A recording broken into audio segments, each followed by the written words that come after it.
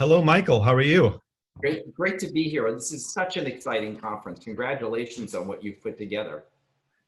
Well, it's just such a, I can't think of a better person, Michael, than yourself to kick us off today. And I just so appreciate your making time for us. I know you're a very busy man. I think you're just coming out of an interview with on television with Bloomberg. So thank you for joining us today. I want to say a little bit about you.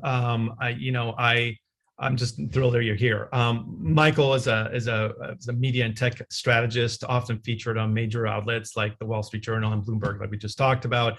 He is currently the president and CEO of Activate Consulting, which is the top-notch consulting firm in the media and technology space, working for major companies as well as tech innovators. Activate puts out this amazing industry report that I highly recommend everyone get, and you should be able to find it on the activate.com website under the Outlook 2021 tab. I just want to say a little bit about your background, Michael. I know you were president and chief operating officer of MTV Networks, which includes MTV, Nickelodeon, Comedy Central, and VH1. But prior to that, you were the head of the TMT practice, media and technology practice of McKinsey. And of course, at Booz Allen, which is our old alma mater together, where I had the pleasure of working with you. We were generous to say with you, I worked for you, and on the transformation of one of the largest entertainment companies in Hollywood, which I know shaped my career in a big way. Today I'm working for you. Today you're the boss, so I'm working for you. That's great. But I just want to also acknowledge you for what you've done for students of business all over the world, Michael. I think that the work that you've done in consulting, bringing together the best of academia, of theoretical, but also practical thinking and strategy has made a tremendous contribution to Hollywood. So I just want to acknowledge you for that. It is my sincere pleasure to have you on this, our first annual symposium to have this kick us off. Thank you, Michael. It's an exciting moment for these most exciting industries. And so it's great to see what you're doing with the program at Pepperdine and what this conference is going to be. It's real. I'm thrilled to be part of it. Thank you. Fantastic. So why don't we just start, a little bit about, you said in your report between 20 and 2024, technology and media companies are going to add an estimated $374 billion in revenue growth. That's just mammoth dollars. How do you see the changes in consumer behavior impacting the entertainment and tech industries? And what are some of the most important trends that you're seeing that people in industry should be looking at? Yeah, every year we do a massive amount of consumer research to understand how people are spending their time and attention around technology and media.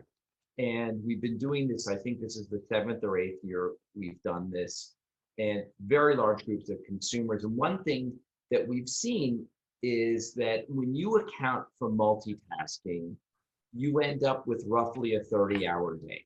And so things that people are doing, most of the entertainment activities are an activity that you can do with something else. So you're playing a mobile game, but you could also be watching a film. You even have like ambient experiences like music, which you can be doing multiple things around. So we look at this 30-hour day, and roughly 12 hours of that day is spent on technology and media.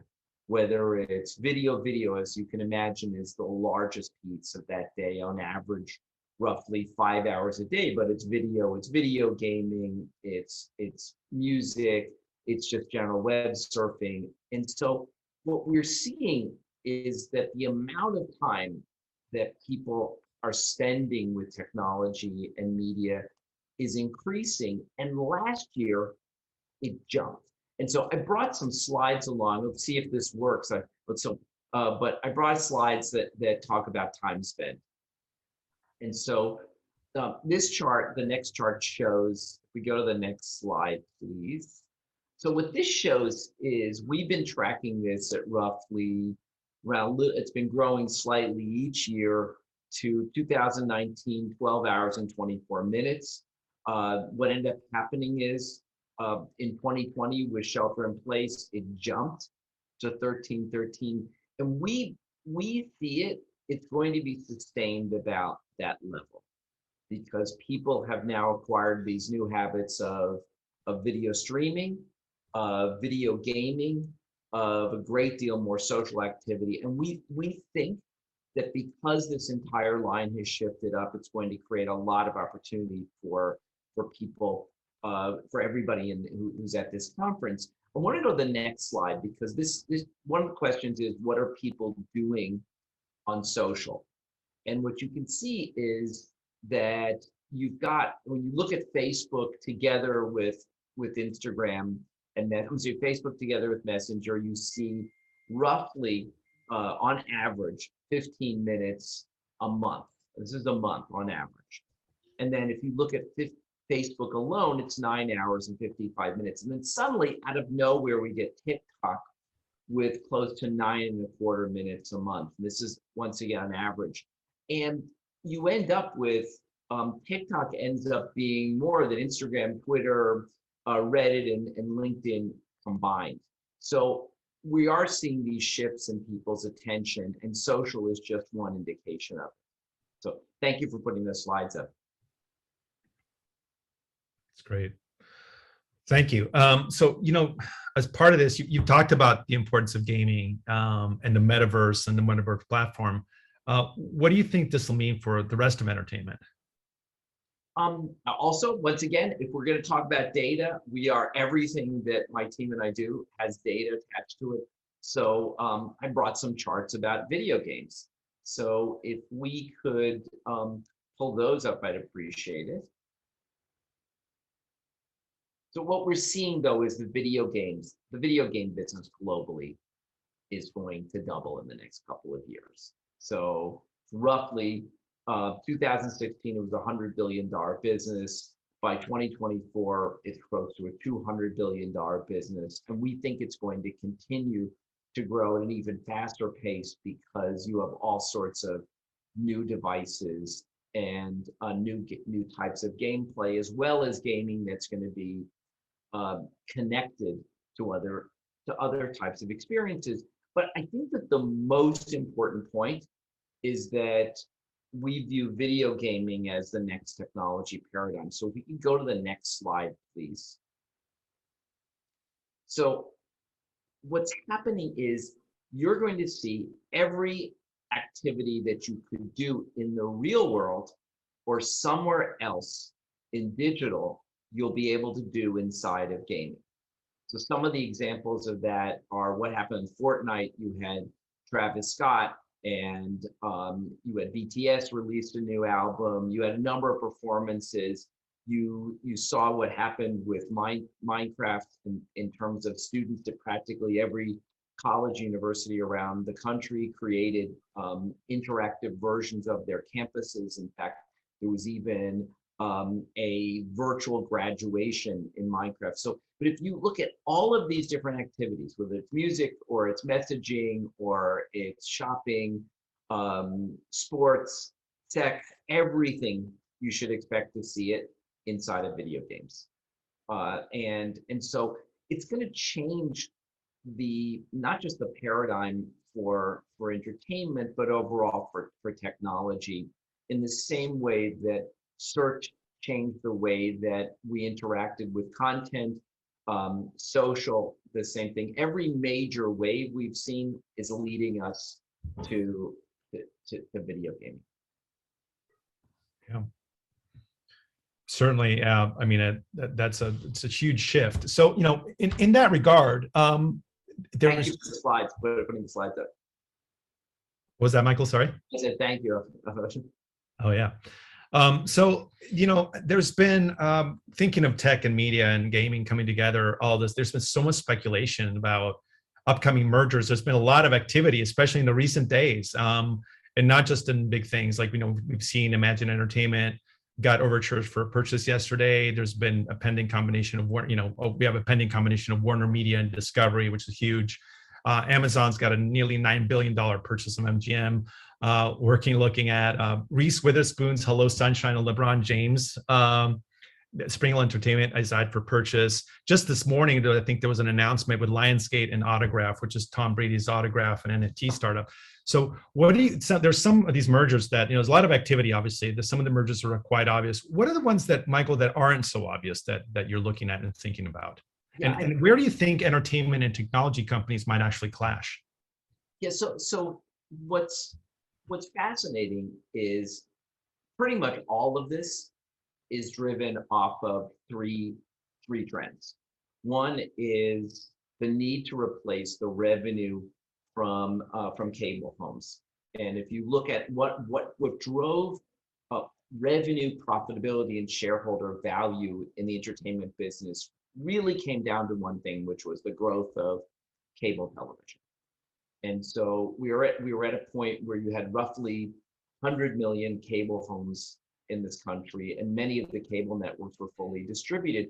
Now we're going to be at a point where we're getting to 55 million cable homes. And so every one of the entertainment companies needs to find a way to replace that revenue or get to scale where they've got a greater presence in any of these other businesses. The second thing is the growth of streaming. And most of the entertainment companies were unprepared for it. The third, and this comes down to data, the third is being able to have some level of control about advertising. So to your question about where will companies clash, one of the places where media companies and tech companies are already clashing is around digital advertising. So 2/3 of all of the traffic to on the web is going to sites, media companies, and other sites. And 1/3 of that traffic is going to Amazon, Facebook, and Google. But it's the inverse of that in terms of the volume of advertising, which is 2/3 of the advertising is going to the big tech platforms. Only 1/3 of it is going to media and other related companies. And the difference is, to a large extent, the difference is data. So when you want to talk about consumer data, those big platforms, yes, they have a presence, but they're able to do a better job of personalizing your advertising. So that's one place. But when I go back to the three trends I talked about, you should expect to see more of these acquisitions are going to be that it's almost obvious. You're going to see tech companies that are going to want to go after libraries or programmers or producers, which is why Hello Sunshine and LeBron James companies and Imagine and others are so valuable. We're going to see a lot more trading and advertising technology. So the rumor is that AT&T is divesting its Xandr business. There's constantly lots of rumors out there. The places that are not so obvious I see is around video games. And I brought a couple of slides around the video game stack. So let's see about video game mergers. So let's see if we can, yes, stack. If you look at the video game, could we go to the next slide, please? So practically every one of the major tech companies is building its presence in video gaming. And you can see, so this is what we've done, is we've created the stack, all of the different businesses that you would be in order to be in a full stack player in video games. And you see that on the right, Microsoft, Sony, Tencent, these are incredibly full stack players today. And when we look at the stack, we look at it everything from being a game publisher to having a device to doing gaming as video. And so, and what we think is going to happen is there's going to be a lot more acquisitions in this, because gaming is going to be so critical to all of these companies' other businesses.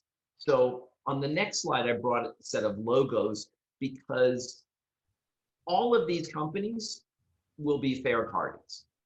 So I wouldn't be surprised if in the next 12 months, we don't see a merger or an acquisition of one of these companies by either another big game company or by the tech platforms.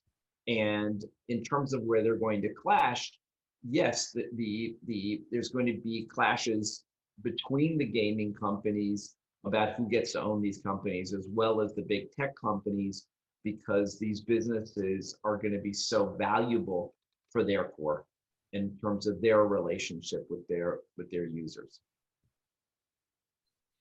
So Wow. Yeah. I mean, my God, there's just stepping back, Michael, there's so much innovation happening right now in the entertainment ecosystem. How do you think all this innovation is going to change the ecosystem? It's been shaped in a certain way for decades, and there's been the pace of innovation has nothing but accelerated, and it's almost been a little bit traumatic to both people working in it and people trying to get into it. So what are some of the biggest things you think we should be looking out for in the near future or in the mid future? yeah, so many of the things that we could have only imagined a couple of years ago are coming to fruition. So one of them is 5G. There's been a lot of hype, but the reality is that I'm able to watch a full length, like a full show, download it, watch it in real time, watch a live news segment, and do so with some reliability is going to make a huge difference in terms of how people consume entertainment content and how they use technology in general. I think that the other that we should not forget is VR's virtual reality and augmented reality. And so I brought one chart today to talk about virtual reality. And I'll show you these numbers and then I'll give you some others. So when we look at, this is all from our consumer research, we look at this, 96% of the people who are buying a virtual reality headset are buying it to do gaming. But 60% are using it for activities beyond gaming. So we can take this chart because I've got some other numbers to tell you about that I didn't bring a chart for, which is that if you look at everybody who owns a virtual reality headset today, almost 60% of those were purchased in the last year.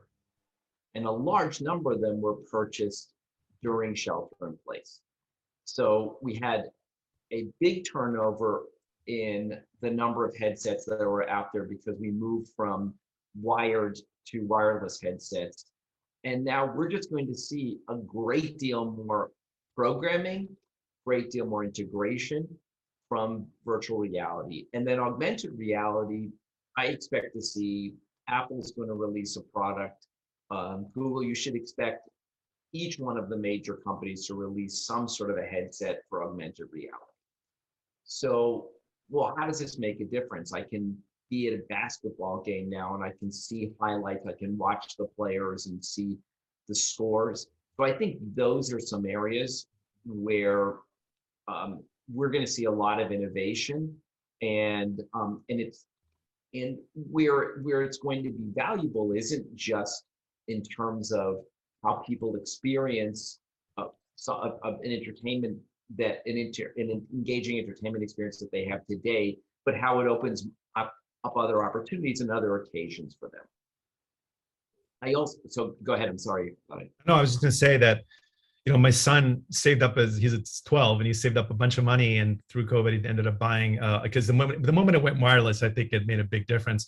I'm hoping for fathers everywhere that these actually he saved up his own money, but that the prices are also going to come down of these headsets, and there's clearly a relationship of chicken and the egg between content and hardware costs and pricing. Yeah, no, and the hardware costs are going to come down. The games, the gameplay, the experience is going to be much better. It's interesting. My daughter is developed games for virtual reality, and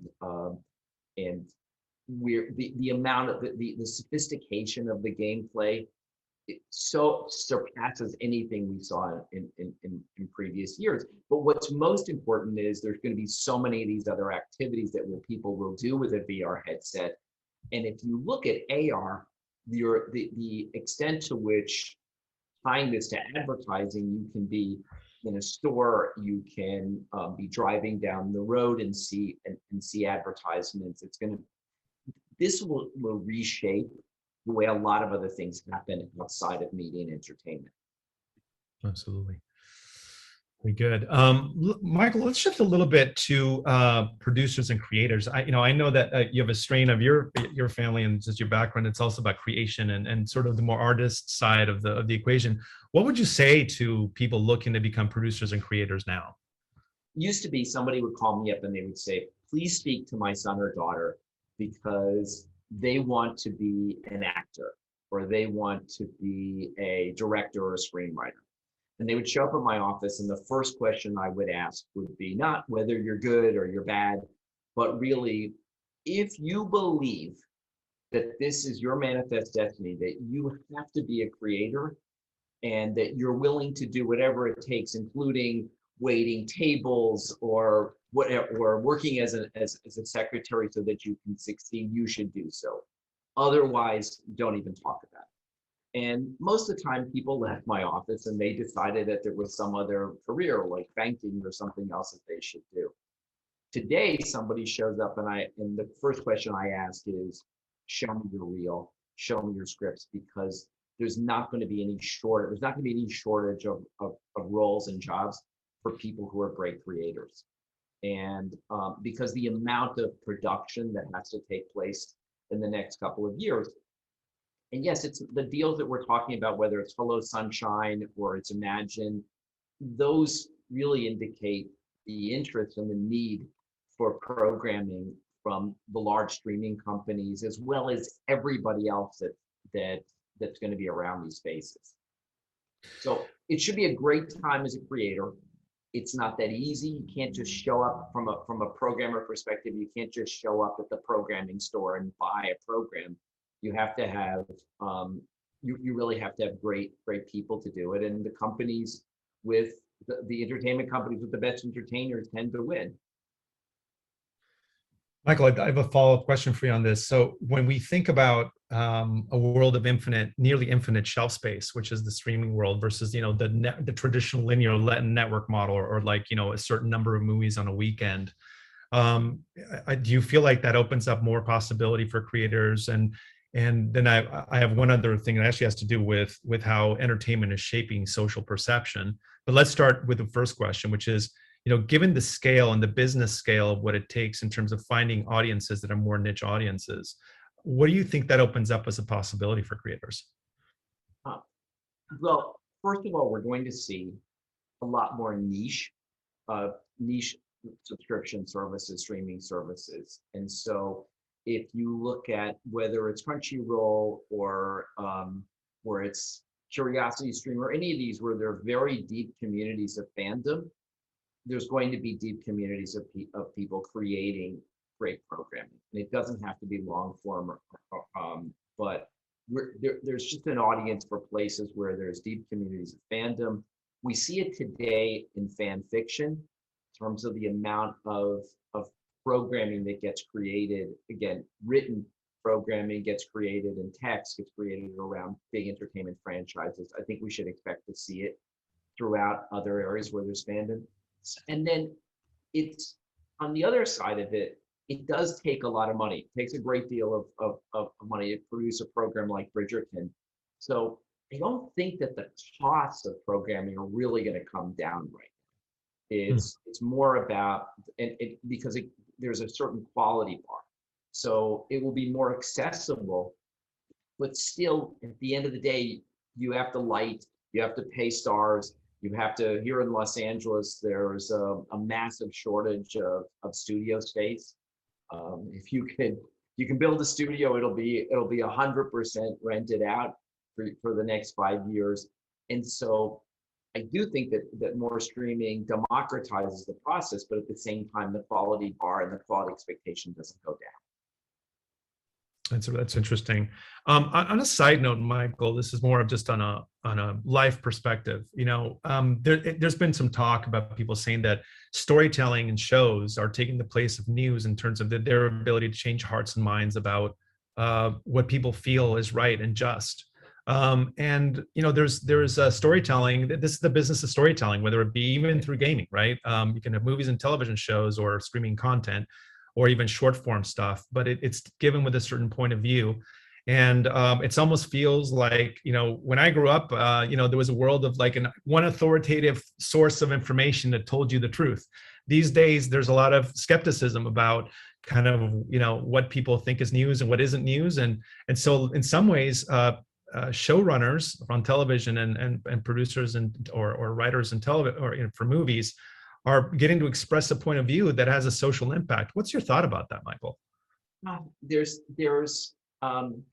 There's still nothing more important or more direct than when it's a newscaster and you trust, or it's an actor or entertainer who you trust. Yes, but all of our research shows that as much as people may be addicted to binging series, they're also really addicted to watching news. And to a large extent, news, for many consumers, news and sports end up being the most important reason why they're keeping their cable package.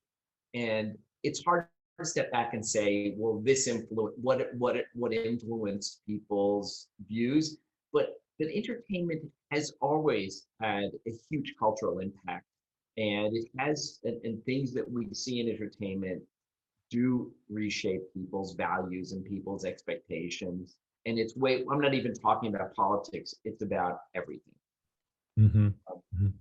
And I'm hopeful that entertainment will help us deal with some of the biggest problems that we're facing today as a society, including homelessness and vaccine skepticism or avoidance.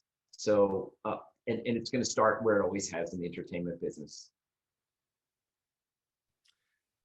Wow, big thoughts. Michael, if for students, we at Graziadio, we have folks that are coming in just out of undergrad in some programs, some people coming in at MBA, some people that come in more of an executive MBA stage, that are looking to kind of rethink their career and get more leadership skills. People even who want to go out and do doctorate level work, like, and do research in specific areas. And of course, we have a lot of people here from industry who are looking for the next big opportunity. For all of this life stages, there's a big continuum here. But what do you think some of the biggest opportunities are if you were to you've got another bunch of years, I'm sure, of successful career ahead of you. But if you were to start all over again, Michael, if you were starting now, what advice would you give to someone that's looking to get into entertainment, maybe with new business models or with new thinking? What do you think? It's such a new world with technology. Where do you think the opportunities are? So you said the word earlier, which is narrative. And I think at the same time, this whole program, the underlying theme here is data and information. So from a creative perspective, a lot of the great narratives are going to come out of video games. The video games are deeply immersive. They require a large amount of storytelling. They require alternate paths of stories. And depending on the game, especially mobile games, those narratives, those stories get created at the same time that they're worried about getting people to pay. And then similarly, we should expect to see more growth, not just in the paid streaming services, but advertiser supported ones. So I'm talking about Peacock and Tubi and Pluto. And those are places where the barriers for entry for programming are actually lower because nobody's paying for licensing those programs. In some cases they are, and Peacock is definitely, but many cases those programs are, and that programming is being paid on a revenue share basis. So gives you a great deal of sense of where there might be interest. Another place that I believe will be the largest driver of revenue into these industries beyond video games is gambling. And I brought a couple slides to show about sports gambling, if you don't mind. I know that let me bring it up, and sports tech and sports gambling. So in sports tech, this is all the hardware and software that's going to be important to enhancing your sports experience. So if you wonder whether or not it's just the games and the stories around the players, we're going to see all of this in place. If I go, we brought some other slides around sports gambling. If I could go to the next slide, please. And we have sports betting. So these are the numbers. This is absolutely extraordinary, which is we're going to close this year with roughly 60 billion in gross gambling revenues, which is going to everybody in the sports books. But by 2024, we're close to 200 billion. And so it will reshape the nature of the sports viewing experience. And then I brought along one other thing that should be interesting is we mocked up, if you go to the next slide, we mocked up what would an entertainment experience influenced by gambling, what would that look like? And you can see this is a mock-up, but it shows you'd watch the game from different angles and from different aspects. You'd have all of your scores, you'd have commentators. This is a whole new modality of watching and using entertainment. And it's very different, and it's heavily data focused. It's data about the game, it's data about the bets, and the entertainment company is gathering an enormous amount of data about what you want, what you watch, and where you bet.